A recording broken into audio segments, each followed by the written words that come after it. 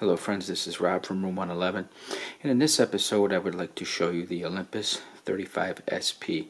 It's a wonderful camera. I'll just start right out by saying it's an awesome camera. It's very much like the Canonet QL-17 G3. They're both very similar and they produce awesome results. Okay, so this camera was made from about 1969 to 1975, and you can see here it's got a general like a silver chrome theme. The lens has two rings that are kind of chromish silver, and then the front end. It had a sister. I have the more rare. This is also the more rare version, which is the UC. So it's got a kind of a blackened front end, and it's got the blackened lens. A little more discreet for street photography if you wish to use it for that purpose. But the images I'm about to show you when I roll in at the end of the video are going to be from this one, the SP. So let me start by saying what I love about this camera. Let me show you the lens here. Let me get it in focus. Okay, so here it's an automatic camera basically. If you put the lens, if you put the aperture selector in A is for automatic, it becomes a shutter priority camera. So what you do then is you choose your shutter, right? You turn the shutter ring to whatever, like say if you're outdoors, for example, it would be 125, and then it becomes a shutter priority camera. So your shutter's at 1/125, and then the camera will choose the aperture for you. I don't shoot like that. I never shoot like that. I'm always in fully mechanical mode. So generally what I do for street photography, if I have ASA 100 speed film in there, I'm usually at either 16 or 11. If I want to kind of overexpose my film by a stop, I'll just put it at 11. Box speed would be 16. Okay, so that's fully manual. That's your fully manual. It's only 16. Again, box speed at 16. If you want to overexpose by a stop, you just turn it to 11. Okay, so let me walk you around the camera. So again, let me get in focus here. So this is the front end. You have the viewfinder and the rangefinder. You have the PC sync for strobe, if you want to fire a strobe. And I'll show you the different. So there's the shutter there. It's a leaf shutter. So let me show you what the different apertures would look like. I'm going to put it in bulb so I can hold the shutter open. Okay, so let me crank her up. Okay, so let me get focus here. So you can see that's fully wide open. Okay. Fully wide open. Okay, now I'll take it down to 2.8. That was at 1.7. So let me show you what 2.8 looks like.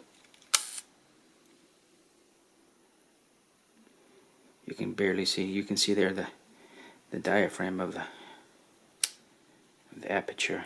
Okay, let me go to 4. F4. I'll show you 4. There's F4. Let's go to 5.6.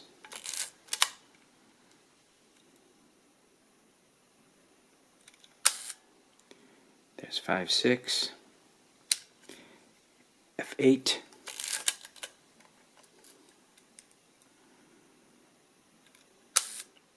There's F8, F11. So you can tell now the aperture is getting pretty small. And then finally F16. There's F16, so you can tell it's fairly small. This camera doesn't have F22, but that's okay. I can live without F22. So I just wanted to show you there the different apertures from maximum 1.7, which is fully wide open, all the way down to F16. Okay, so moving along on the bottom of the camera, we have, okay, this is made in Japan. The Canonet QL-17 G3 was made in Taiwan, but that's okay. It's still a high quality camera, but this one here is actually made in Japan. This is the push to send to rewind your film, tripod socket. This is the old Mercury style 625 battery. And let me tell you why I love this camera. So a lot of these old rangefinders, you're going to find here that the camera won't function without a battery, but this one will. This one, there's no battery in this camera right now, and I had it out yesterday, and I took a roll of Fuji Pro 400H with no battery whatsoever in the camera. And again, I was in fully manual mode, and that's how you can get away without using the battery, as long as you're not in an automatic function. And I'll also tell you something else which is cool about this camera. I got this camera for half price of what it normally goes for because the light meter in this camera doesn't work. So the seller had to knock off quite a substantial chunk in order to sell the camera, which is great for us because here's what, now again, if this is a collector piece, it has to be fully functional, right, to retain its value. But this isn't a collector piece. All my cameras are shooters. So I got this. This is mint. This is really like a mint copy, and I got it for half price because the light meter doesn't work. And I don't care because I shoot in fully manual. And let me show you why. Let me show you why it doesn't matter. Let me fire something up here real quick. Here. This is my cell phone. This is a free app you can get from the Apple Store, and the same with the Android. So here's my Kelvin. It's even giving me my Kelvin, 2805 Kelvin. You can choose your ASA film speed, and then these will, right. So right here it's showing if I want to use. But anyways, you get the point. It was showing me the corresponding aperture and shutter, and you just turn them. So if you want to turn it to the particular shutter, you do that or whatever. But I'm saying it's a free app. It's a free app. So the days that the light meter was necessary are over. So why would you not pay? Why would you not get half off of a camera when it's you can use your free app on your cell phone? And so please just use your gray cells and save some money. Okay. So let's continue. This is your film rewind lever. Hot shoe, shutter release, film counter, tells you how many are taken. This is your film advance, of course. This is your lanyard or your neck strap lugs. Focus, this is how you would attain your focus. I think that's about it. Oh, let me show you. So this is cool too. So this one doesn't, the back doesn't open by pulling up on this. There's an actual dedicated little lever here, right here. So let me pop this down. You just pull it down. There you go. So you can see there's no shutter curtain. Let me get my focus again. See, there's no shutter curtain here. This is a true, let me go back to, yeah, I'm in bulb. So I'll show you. Oops, I'm at 16. Let me go back to 1.7. Oh, I got the lens cap on, duh. So there you go. See, there's no shutter curtain. Right?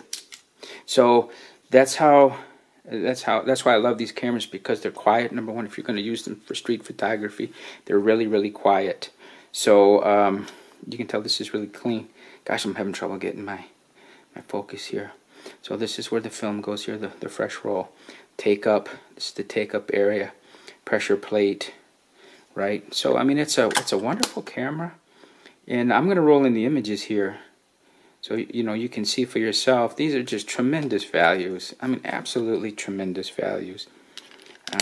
So, again, we have the 35 SP, 35 UC, and it had a line of smaller brothers, too. There was the DC, the RC, and there were some other ones in there. But those, I believe now, some of them are different. Some of them were totally dependent on the battery, and some weren't. And again, I'm not a guru. I'm not an SME, subject matter expert on those other cameras. But I know these two, you can have no camera in the battery, and you can go out in fully manual and still get all your photos. Okay, so again, it comes with a very high recommend. Both this and the Canonet QL-17. I have the G3, the Gen 3. And it's a wonderful camera, and it's basically a direct competitor to this camera. So if you went with the Canonet QL-17 or this 35 SP or the UC, right, you can't go wrong. You're going to get tremendous results for about $150 as of 2018. These cameras, really minty, are going between $150 and $200, and it's with the lens. It's a fixed lens. They're not interchangeable. They're fixed, and it's a tremendous value. Okay, so I'll go ahead and roll in the images now. Thank you.